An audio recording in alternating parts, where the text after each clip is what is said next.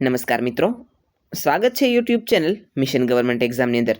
આજના વિડીયોની અંદર આપણે વાત કરીશું નિબંધ મૂલ્યનિષ્ઠ સમાજના નિર્માણમાં શિક્ષકનો ફાળો, જે ટાટ સેકન્ડરીની પરીક્ષામાં આપને ઉપયોગી થશે. શરૂ કરીએ આજનો વિડીયો.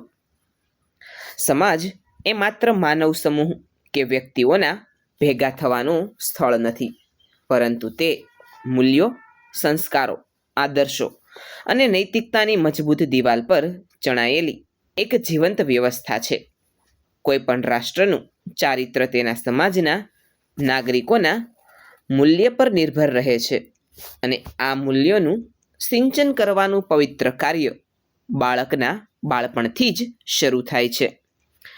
આ સિંચન કરનાર માળી એટલે શિક્ષક. શિક્ષક એ માત્ર પુસ્તકીય જ્ઞાન આપનાર વ્યક્તિ નથી, પરંતુ બાળકને એક સારો, સંસ્કારી અને જવાબદારી માનવી બનાવનાર શિલ્પી છે. રાષ્ટ્રના ભવિષ્યનું નિર્માણ વર્ગખંડના 4 ખૂણામાં થાય છે, અને તે નિર્માણનો મુખ્ય કડીરૂપ આધાર શિક્ષક જ છે. શિક્ષક એ દીવડો છે જે પોતે બળીને અન્યને પ્રકાશ આપે છે.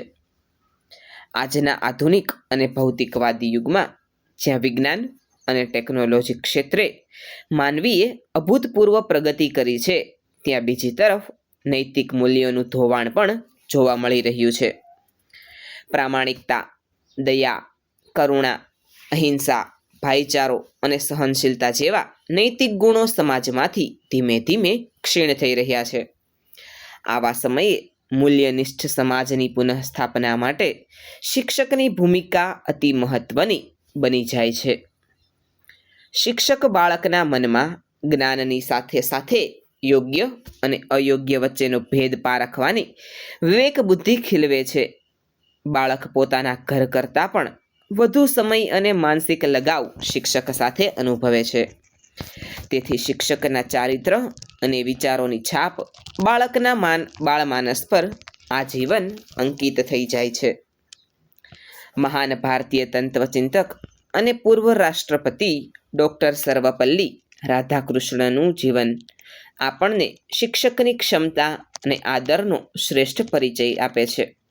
તેઓ માનતા હતા કે દેશનું શ્રેષ્ઠ મગજ શિક્ષક હોવું જોઈએ. રાધાકૃષ્ણન જ્યારે દેશના સર્વોચ્ચ પદ પર એટલે કે રાષ્ટ્રપતિ બન્યા, ત્યારે પણ તેઓ પોતાને એક શિક્ષક તરીકે ઓળખાવવામાં જ ગૌરવ અનુભવતા હતા. તેમના જન્મદિનને આજે આપણે શિક્ષક દિન તરીકે ઉજવીએ છીએ. તેમનું જીવન દર્શાવે છે કે એક સાચો શિક્ષક પોતાના મૂલ્યો અને જ્ઞાનના બળે સમાજ અને રાષ્ટ્રમાં કેવું ઉચ્ચ સ્થાન પ્રાપ્ત કરી શકે છે.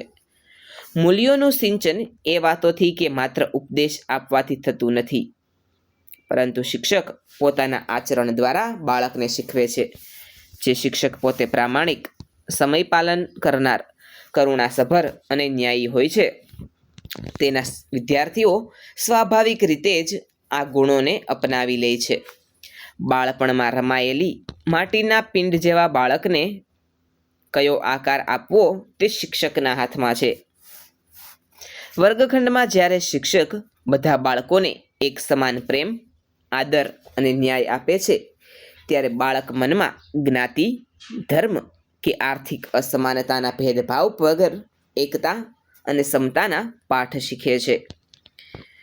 ગુરુ ગોવિંદ દોઉ ખડે કાકે લાગુ પાય, બલિહારી ગુરુ આપનો ગોવિંદ દિયો બતાય. સંત કબીરનો આ દોહો પણ સમાજમાં ગુરુ એટલે કે શિક્ષણના સર્વોચ્ચ સ્થાનને રેખાંકિત કરે છે. ઈશ્વર સુધી પહોંચવાનો માર્ગ પણ ગુરુ જ દર્શાવે છે. ઇતિહાસ સાક્ષી છે કે જ્યારે જ્યારે સમાજમાં ધર્મ, નીતિ કે સંસ્કારોનું પતન થવા લાગ્યું છે, ત્યારે શિક્ષકે પોતાના જ્ઞાન અને વિચારોથી આખા સમાજને નવો રાહ ચીંધ્યો છે. ચાણક્ય અને ચંદ્રગુપ્ત મૌર્યનું ઉદાહરણ આ સંદર્ભમાં અમર છે. ચાણક્ય માત્ર એક સામાન્ય શિક્ષક હતા, પરંતુ જ્યારે તેમણે જોયું કે નંદવંશના રાજા ધનાનંદના અત્યાચારોથી પ્રજા તંગ આવી ગઈ છે અને અનીતિ વધી રહી છે, ત્યારે તેમણે એક સામાન્ય બાળકના મહાન ગુણો અને વિવેકના સંસ્કારોનું સિંચન કરીને તેને ચંદ્રગુપ્ત મૌર્ય બનાવ્યો. ચાણક્ય જેવા સમર્થ શિક્ષકના માર્ગદર્શન હેઠળ ભારતને એક અખંડ, સુશાસિત અને મૂલ્યનિષ્ઠ સામ્રાજ્ય પ્રાપ્ત થયું. ચાણક્યનું વિખ્યાત કથન હતું કે પ્રલય અને નિર્માણ શિક્ષકના ખોળામાં ઉછરે છે. આ વાક્ય દર્શાવે છે કે શિક્ષક ધારે તો સમાજનો વિનાશ પણ અટકાવી શકે છે અને નવા સ્વસ્થ સમાજની રચના પણ કરી શકે છે. આજના ટેકનોલોજી આધારિત યુગમાં બાળકના હાથમાં મોબાઈલ અને ઇન્ટરનેટ જેવા સાધનો ખૂબ જ નાની વયે આવી ગયા છે. માહિતીનો અખૂટ ભંડાર ઉપલબ્ધ છે, પરંતુ કઈ માહિતી ઉપયોગી છે અને કઈ નુકસાનકારક તેનો નિર્ણય કરવાનો વિવેક માત્ર એક ઉત્તમ શિક્ષક જ આપી શકે છે. શિક્ષક બાળકને માત્ર અંકગણિત કે વિજ્ઞાનના સૂત્રો નથી શીખવતો, પરંતુ જીવન જીવવાની કળા શીખવે છે. તે બાળકને નિષ્ફળતાઓમાં હિંમત ન હારવી, બીજાના દુઃખમાં ભાગીદાર બનવાની અને સમાજ પ્રત્યે પોતાની જવાબદારી સમજવાની પ્રેરણા આપે છે. મહાન વૈજ્ઞાનિક અને ભારતના પૂર્વ રાષ્ટ્રપતિ ડૉક્ટર એપીજે અબ્દુલ કલામના જીવન પર તેમના પ્રાથમિક શાળાના શિક્ષક શિવરામ સુબ્રમણ્યમ અય્યરનો ઊંડો પ્રભાવ હતો. જ્યારે રામેશ્વરમની શાળામાં કલામ સાહેબ ભણતા હતા, ત્યારે તેમના શિક્ષકે તેમને પક્ષીઓ કેવી રીતે ઉડે છે તે દર્શાવવા માટે સમુદ્ર કિનારે લઈ જઈને પ્રાયોગિક પાઠ ભણાવ્યો હતો. આ નાનકડી ઘટનાએ કલામ સાહેબના મનમાં વિજ્ઞાન અને ઉડ્ડયન પ્રત્યે એવી જિજ્ઞાસા જગાવી કે તેઓ આગળ જઈને દેશના મહાન રોકેટ વૈજ્ઞાનિક અને મિસાઇલ મેન બન્યા. કલામ સાહેબ હંમેશા કહેતા કે જો દેશને ભ્રષ્ટાચાર મુક્ત અને સુંદર મનવાળા લોકોનો દેશ બનાવવો હોય તો તેમાં 3 મુખ્ય લોકો ભૂમિકા ભજવી શકે છે: માતા, પિતા અને શિક્ષક. મૂલ્યનિષ્ઠ સમાજના નિર્માણ માટે શિક્ષક પોતે સતત અભ્યાસુ, સંવેદનશીલ અને ચારિત્રવાન રહેવું પડે છે.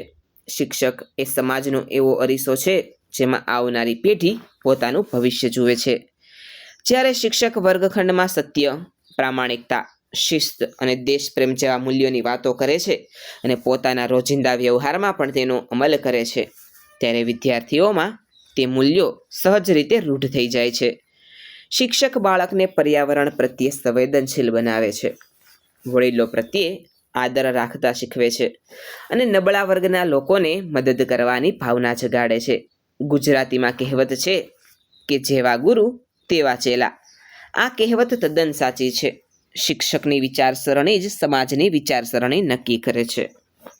આજે દેશને માત્ર ઉચ્ચ ડિગ્રી ધરાવતા કે ઊંચો પગાર મેળવતા નાગરિકોની જરૂર નથી, પરંતુ ઉચ્ચ ચારિત્ર અને માનવીય મૂલ્યો ધરાવતા નાગરિકોની જરૂર છે. જો ડૉક્ટર, એન્જિનિયર, નેતા કે અધિકારી પોતાના કામમાં પ્રામાણિક ન હોય તો તે સમાજ માટે ખતરનાક સાબિત થાય છે. આ પ્રામાણિકતા અને સેવા ભાવનાનો પાયો શિક્ષક દ્વારા શાળામાં જ નખાય છે. અંતમાં, મૂલ્યનિષ્ઠ સમાજના નિર્માણમાં શિક્ષકની ભૂમિકા અદ્વિતીય અને અજોડ છે. શિક્ષક એ માત્ર એક વ્યવસાય નથી, પણ એક પવિત્ર મિશન અને રાષ્ટ્ર સેવા છે. શિક્ષક બાળકના મનમાં જ્ઞાનનો દીવો પ્રગટાવીને અજ્ઞાન અને અનીતિના અંધકારને દૂર કરે છે.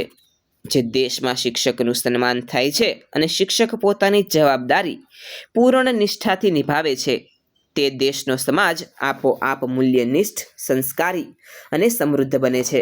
આવનારી પેઢીને સંસ્કારિત કરીને રાષ્ટ્રને ઉચ્ચ શિખરો પર લઈ જવાનું કાર્ય માત્ર એક આદર્શ શિક્ષક જ કરી શકે છે.